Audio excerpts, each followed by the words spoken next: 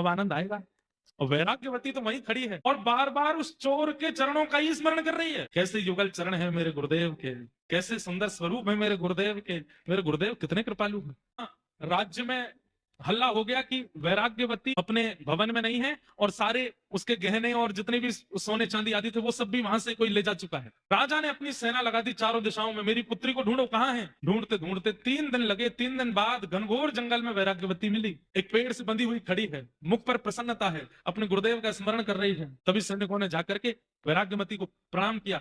प्रणाम राजकुमारी, पिताजी महाराज आपको ढूंढ रहे हैं, आप जल्दी चलिए। जैसी रस्सी खोलने लगे, खबरदार खोलना नहीं, मेरे गुरुदेव मुझे बांध करके, मेरी दीक्षा चल रही है, जब तक गुरुदेव लौट करके नहीं आएंगे तब तक मुझे यहीं रहना है। सैनिक अब इससे ज्यादा क्या कर सकते हैं, दौड़ करके राजा को जाके बताया उस जंगल में वहां वैराग्यवती बंदी है, बोल रही है कि गुरुदेव बांध के गए हैं, वो जब तक नहीं खोलेंगे तब तक नहीं आऊंगे। राजा, राजमाता, पूरा परिवार गया। सबने जाकर के कहा वैराग्यवती चलो यहाँ से आगे जाना है घर पर, कब तक बंदी रहोगी, 3-4 दिन तो तुम्हें हो गए।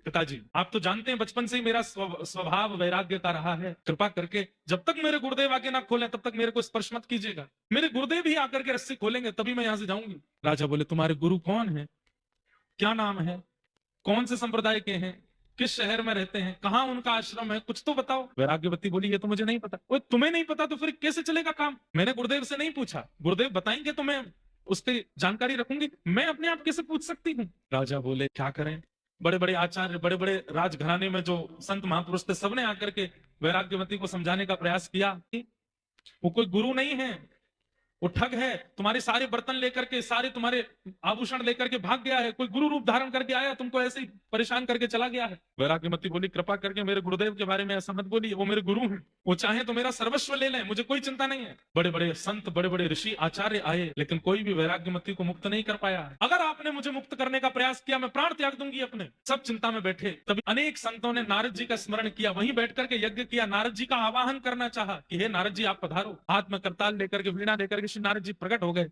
और प्रकट होकर के बोले कहिए क्या बात है। बोले कि हमारी पुत्री यहाँ पिछले करीब 10-12 दिनों से बंधी हुई है, वो कह रही है गुरु आके खोलेंगे तो ही मुक्त होंगे। नारद जी महाराज ने जाकर के कहा पुत्री मैं नारद हूँ, देवदत्ताम मिमाम वीणाम स्वरत ब्रह्म विभूषिताम मूर्छयित्वा हरिकथाम गायमानस चराम्य हम। मैं देवदत्ता वीणा लेकर के जगह जगह ठाकुर जी का यश गाता हूँ, मैं नारद हूँ, मैं तुम्हें आज्ञा देता हूँ ये रस्सी खोल दो, माता पिता परेशान हो रहे हैं तुम्हारे, और तुम जिस गुरु के लिए यहाँ बंधी हुई हो वो गुरु गुरु नहीं है, वो कोई और है, वो केवल तुम्हारा धन हरण करने के लिए आए थे।